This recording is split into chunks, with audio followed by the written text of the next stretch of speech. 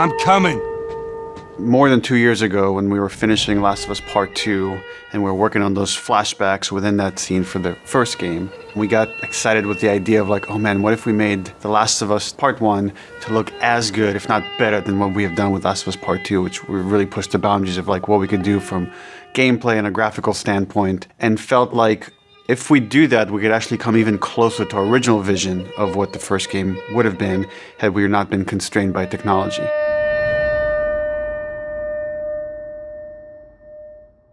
The original creative vision of The Last of Us, I think in a lot of ways was larger than what the PlayStation 3 was capable of. The tech of the PS5, it's like an open box of tools and goodies that we can play from and draw from. The 4K, HDR, improved haptics, 60 frames, help us to reimagine The Last of Us. It gave us opportunities to rebuild our characters at the highest fidelity. Not only are the characters more detailed, I mean down to the irises and the pupil depth. You know, you fall into the eyes of the characters.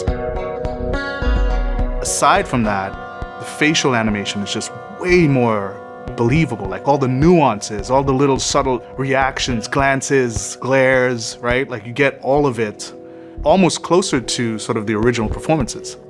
So no matter what, you stick to me like glue. Like glue. Like glue. Got it. Good, good. We are able now to not only just have the highest fidelity characters in the cutscene, but also in gameplay. It's the same character, so now we can do these seamless transitions in and out. Every part of the game has benefited from seamless transitions and emotional scripting. Pretty good, huh? Our stories happen in gameplay, on a stick. She knew my mom. All this stuff is designed to keep you constantly in this world. Riley, come here. Now you got this, go.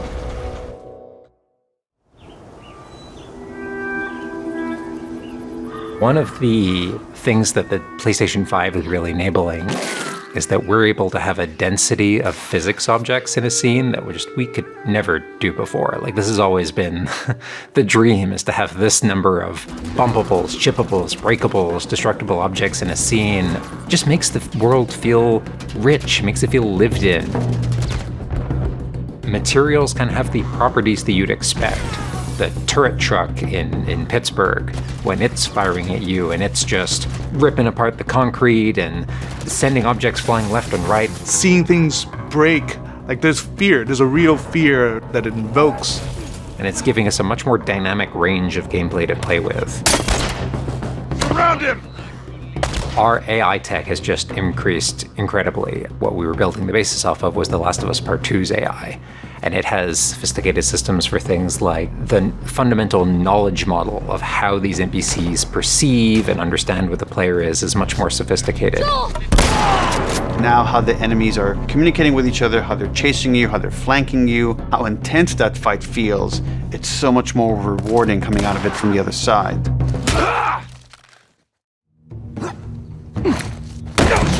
Get out! One of the other big AI improvements is the buddies. The buddies technology that we developed for The Last of Us Part 2 has this very sophisticated understanding of like, okay, this is where the enemies can see their exposure. We not only have exposure, we have future exposure. So buddies can know, okay, that enemy is walking forward and they're about to round this corner. So in 3 seconds, that corner is going to be exposed. So I'd better move now to avoid this enemy seeing me. This really lets the buddies make very complex decisions and maintain that feeling of stealth much more believably. Another big enhancement to the gameplay is that we have this technology called motion matching. Motion matching is this technology that's basically using logic that tries to match the desired movement to a bucket of hundreds of animations. A mocapped actor has gone in and run this whole gauntlet of movements to get a really full set of all the different ways a person can move. And then it's basically every frame trying to find the best matching animation that fits the path of where the character is going to go. And this motion model just gives this really seamless sense of transition. The player's movement is just a lot cleaner. It's this really smooth, organic movement through the space. First, we just had to build that core experience. And then beyond that, we wanted to add several features that fans have been asking for. For example, we now have a permadeath mode. Along that, we've added a brand new speedrun mode, so players can time themselves. There's a whole community of gamers that just want to see how fast they can play through this game. Beyond that, we added a bunch more of unlockables. So there's all these different outfits for Ellie and Joel that people can unlock. A model viewer mode, so people could really appreciate the details. We added award-winning accessibility features. Every single accessibility option that we offer, that's a barrier removed for someone. As she surveys the apartment, her eyes wander to Joel. She steps past the couch. He wears the wristwatch Sarah gifted him, which now has a cracked face. To my knowledge, this is the first PlayStation game that has audio description built into the game, built into the cinematics. Now it's nighttime. Joel stirs in his sleep. And that's really the way we've tried to push the frontier of accessibility on this game.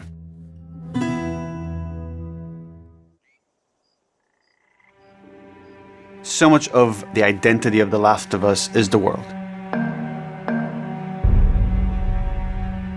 We revamped completely the art direction. You know, everything from these expansive vistas that not only are they beautiful, but you feel the environments. You feel the environments in a much more visceral way. The rooftops overlooking the Capitol building, for example, like just the breath of fresh air when you go up there and you just like, you feel that sort of release in tension.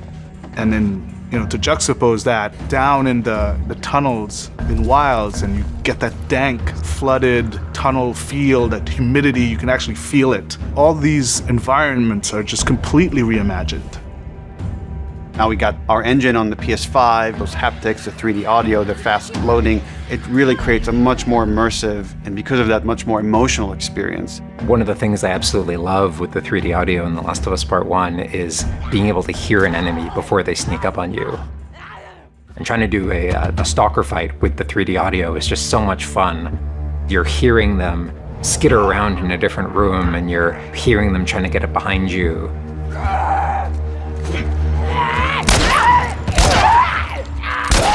Having that two-part reaction of like hearing, turning, seeing, reacting, it just really heightens that sense of just being grounded. You are in this character, you are in this world.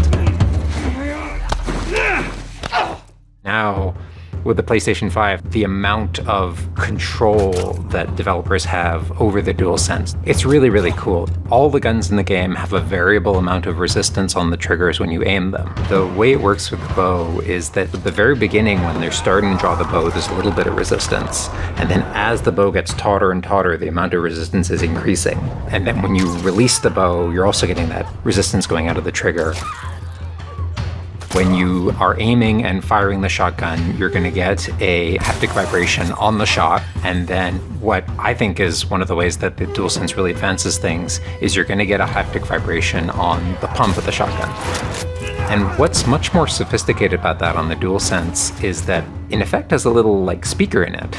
And it's playing an audio file that comes through in the vibrations. And those two beats is what you're going to feel on the controller. Looks like a good spot. This also ties in to the new workbench animations. So if you're seeing Joel taking apart a gun or screwing something in or putting a new stock on a gun, that moment where he's like jamming that on, you're gonna get that haptic feedback on that.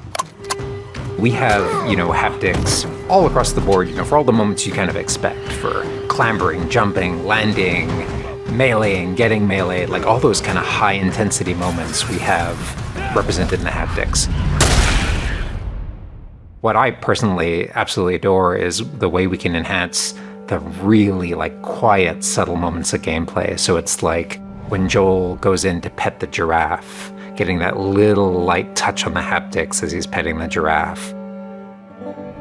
To me, that's the essence of The Last of Us. It's the high tension moments, it's the low tension moments, it's all of it feeling grounded. It's you're feeling immersed in this world. It's all about bringing you along with that story in as many ways as we can. And that's what the new technology on the PlayStation 5 is allowing.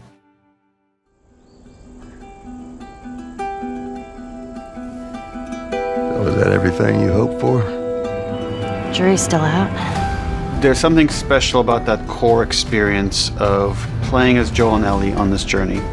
Then to take that experience and really honor it and keep the authenticity of it, but elevate it in every way possible, whether it's pipeline, whether it's art direction, whether it's a technology, everything that allows us to make that experience better. Not different, extremely better. That's why, to me, this is the definitive way to play The Last of Us.